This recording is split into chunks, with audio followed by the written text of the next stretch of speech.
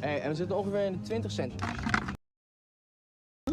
Deze shit uit zo grappig zijn. Kijk, als ze die raakt, Oké.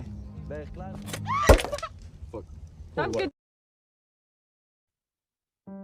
Assalamualaikum guys. Oke, kembali sama Mimin lagi. Kali ini kita akan bahas film tentang persahabatan. Film ini terinspirasi dari kisah nyata. Oke, kali ini kita akan bahas film We tahun 2018. Film ini mengisahkan sekelompok sahabat yang sedang mengalami masa-masa puberti. Hanya gara-gara hal kecil hidup mereka berubah drastis dan terjebak di dunia gelap. Oke, gimana selanjutnya? Mari kita genjot saja ke plotnya guys.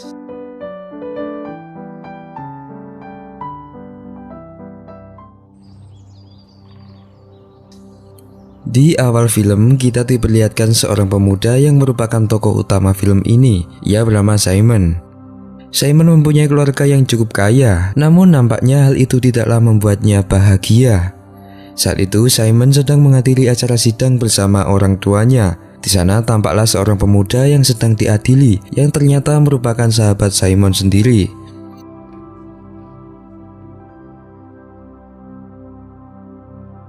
Scene pun berpindah saat kilas balik Simon 5 bulan yang lalu.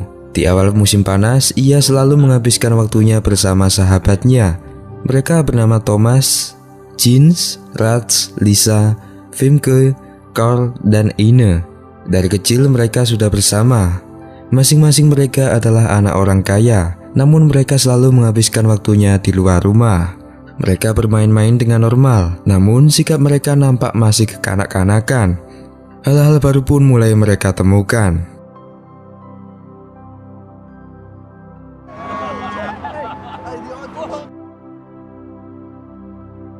Suatu hari mereka melakukan bersepeda jauh dari rumah. Mereka menuju tengah hutan dan tak sengaja menemukan sebuah rumah yang telah usang. Di sana Thomas membuat kesepakatan bahwa rumah itu akan mereka buat sebagai markas.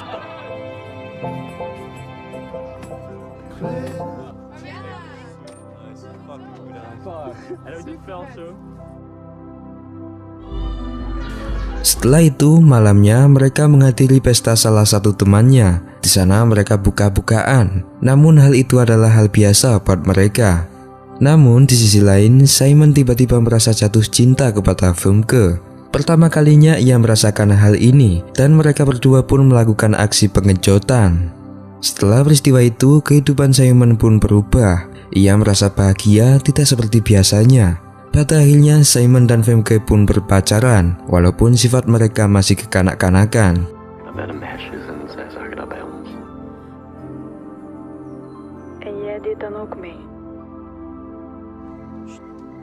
Esoknya mereka kembali berkumpul. Thomas yang umur dan pemikirannya yang lebih dewasa dari lainnya membuat permainan aneh. Thomas menyuruh Ine yang sebenarnya masih polos itu untuk melepas celananya dan kemudian memasukkan korek api ke dalam goanya. Walaupun terlihat keterlaluan, namun nampaknya hal itu adalah hal biasa bagi Ine. Thomas pun merasa tegang dan ia pun memasukkan titiknya ke gua Ine. Setelah itu ia menyuruhnya untuk menebak itu titik siapa. Bukannya merasa kesal, mereka malah terlihat bahagia melihatnya. Tak hanya Thomas, ketika teman lainnya juga ikut berpartisipasi untuk melakukan tebak-tebakan titik itu. Kemana? Oke, Simon.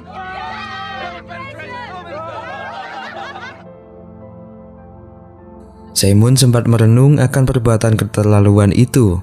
Namun hanya itulah yang bisa membuat mereka bahagia. Telanjang bersama merupakan hal yang biasa dan pikiran kotor pun tak pernah terlintas di kepala mereka. Saat itu, Thomas tiba-tiba memikirkan bagaimana cara mendapatkan uang banyak tanpa bekerja keras. Ia pun mempunyai ide dan merencanakan untuk membuat video bokep dan kemudian menjualnya. Ini adalah hal aneh yang pernah mereka dengar. Teman-teman perempuan sempat keberatan menjawab tawaran itu. Namun karena keuntungan yang terdengar melimpah, akhirnya mereka mencobanya.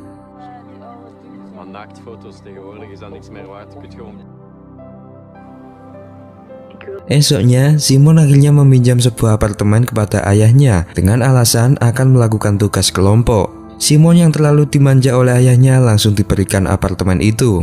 Di sana ayahnya hanya mengingatkan untuk tidak melakukan hal-hal di luar batas. Setelah ayah Simon pergi, akhirnya mereka melakukan syuting. Karena takut akan wajah mereka yang tersebar, Thomas pun menyuruh mereka untuk memakai topeng. Mereka yang polos diatur oleh Thomas untuk melakukan aksi pengenjotan. Awalnya mereka ragu-ragu, namun lama-lama malah keenakan. Esoknya Simon dan Femke pun bertemu. Mereka membicarakan soal hubungan mereka. Sebenarnya mereka sama-sama cemburu karena melihat orang yang dicintainya genjot dengan orang lain. Namun mereka saling memendam perasaan, mengingat mereka tidak ingin persahabatan mereka hancur hanya gara-gara cemburu saja. Malamnya mereka melakukan liburan setelah mereka mendapatkan banyak uang dari situs bokep. Di sana Simon sedang mengobrol dengan Femke. Namun saat itu Femke malah menggoda seseorang pria di dalam kereta. Simon sebenarnya merasa marah melihat itu, tapi ia tetap memendamnya. Thomas yang melihat pria itu tergoda langsung pergi menghampirinya dan menawarkan tubuh Femke. Di sini dapat disimpulkan bahwa Thomas perlahan-lahan mulai menjual teman-temannya. Mereka pun mulai berkecimpung di dunia perbokepan dan merasakan hasil kerjanya. Mereka yang sebelumnya polos mendadak berubah menjadi lonte. Thomas juga selalu melakukan pengembangan konten agar situs mereka semakin banyak penggemarnya.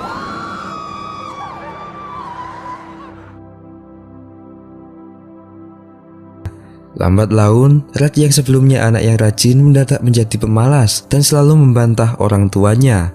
Saat itu ia cekcok dengan ibunya, dan setelah itu ia kemudian pergi ke rumah Ine. Di rumah Ine, Rat juga terkejut karena melihat Ine yang meminum minuman keras. Namun Ine mengatakan bahwa itu adalah minuman anak gaul. Pada akhirnya Rat pun ikut meminumnya. Sampai pada akhirnya mereka sama-sama mabuk dan mereka pun melakukan aksi pekejotan sesama jenis. Keesokan harinya Rat pergi ke apartemen Simon untuk melakukan latihan. Mereka mempersiapkan gaya genjot terbaru agar penonton semakin suka. Namun di sisi lain, Simon merasa bahwa Femke pasti kecewa melihatnya. Namun tidak seperti yang Simon pikirkan, Femke malah menjual dirinya ke orang lain dengan harga yang sangat murah. Seminggu kemudian, mereka tiba-tiba dikejutkan oleh kematian Femke. Semua pun berduka karena Femke telah meninggal dengan tragis.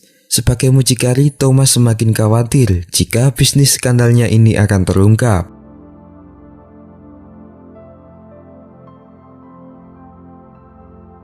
Setelah kematian Femke, Thomas dan lainnya malah mencari beberapa wanita untuk dipekerjakan. Sementara itu, Rat terlihat cemas akan suatu hal. Simon yang sebenarnya mencintai Femke juga tidak bisa move on atas kematiannya, sehingga pada saat itu juga ia memutuskan untuk meninggalkan kelompok. Keesokan harinya, mereka berkumpul seperti biasa. Karena terlalu sering melakukan seks bebas, akhirnya Ine merasa bahwa dirinya hamil. Di sini mereka sedang melakukan suatu cara untuk menggugurkan bayi yang dikandung Ine. Ine disuruh untuk berbaring dan kemudian Rat memukuli perutnya. Thomas pun ikut turun tangan karena melihat Rat yang ragu-ragu. Thomas memukul perut Ine dengan keras. Sementara itu Rat tak tega melihatnya dan pada akhirnya ia pun bertengkar. Rat yang tak tega melihat itu memutuskan untuk meninggalkan kelompok karena ia merasa bahwa tindakan Thomas terlalu jauh. Scene pun berpindah ke peristiwa seminggu yang lalu. Di sini diperlihatkan keadaan kelompok yang masih seperti biasanya. Saat itu Lisa kembali membuat rencana untuk melakukan hal ekstrim. Lisa, Femke, Red, dan Ena pergi ke atas jembatan dan kemudian melakukan aksi telanjang. Tanpa mereka sadari, hal itu ternyata mengakibatkan kecelakaan beruntun di sana. Tak hanya itu, Thomas juga menyuruh Femke untuk menggoda dan mengajak genjot seorang wali kota. Femke berhasil merayu wali kota itu. Sementara itu Lisa dan Thomas mengabadikan momen itu. Situs bokep milik Thomas pun semakin banyak peminatnya. Ia tak ada hentinya memperjualbelikan teman-temannya sendiri hanya demi uang. Tak hanya itu, ia juga menjual teman-temannya ke pejabat-pejabat tinggi. Suatu saat ia menemukan sebuah situs yang ternyata peminatnya lebih tinggi. Ia melihat bahwa konten tersebut berisi konten bokep yang sangat ekstrim. Karena tak mau kalah, Thomas pun mengumpulkan kelompok kembali dan kemudian memanggil Femke sebagai bahan percobaan. Thomas membawa sepotong es yang menyerupai titit dan kemudian memasukkannya ke dalam goa Femke.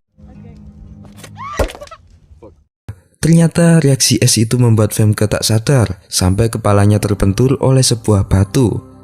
Suasana pun mendadak kacau, ditambah lagi lokasi mereka yang sangat jauh dari kota membuat mereka kesulitan mencari bantuan. Karena penanganan yang terlambat, pada akhirnya Femke tewas di tengah jalan.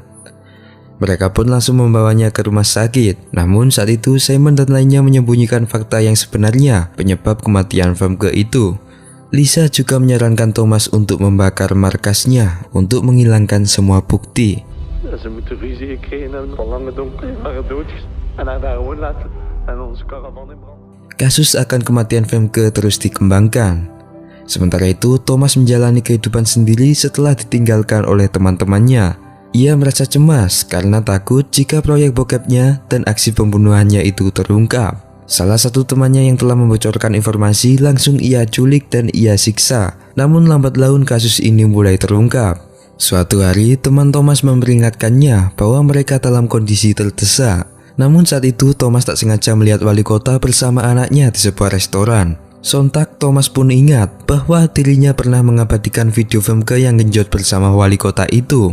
Ia pun bergegas menyuruh Lisa untuk mengirim video itu dan kemudian ia unggah di media sosial. Sontak video wali kota itu menjadi viral dan dihubung-hubungkan dengan kematian Femke.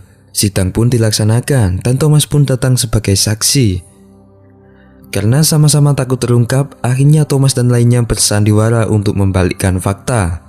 Dengan bukti foto dan video yang ia punya, Thomas akhirnya menuduh para pejabat bahwasanya mereka melakukan pelecehan seksual terhadap anak di bawah umur. Sementara itu Lisa dan lainnya seolah-olah bersaksi bahwa mereka adalah korban pelecehan. Para pejabat yang terlibat kemudian diperiksa dan terbukti. Akhirnya kasus pun ditutup dengan fakta yang terbalik.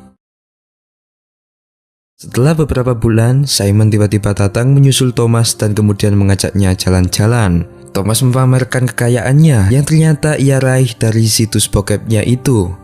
Di scene terakhir film, Simon pun mengancam Thomas bahwa kasus kematian Femke akan segera ia bongkar kembali.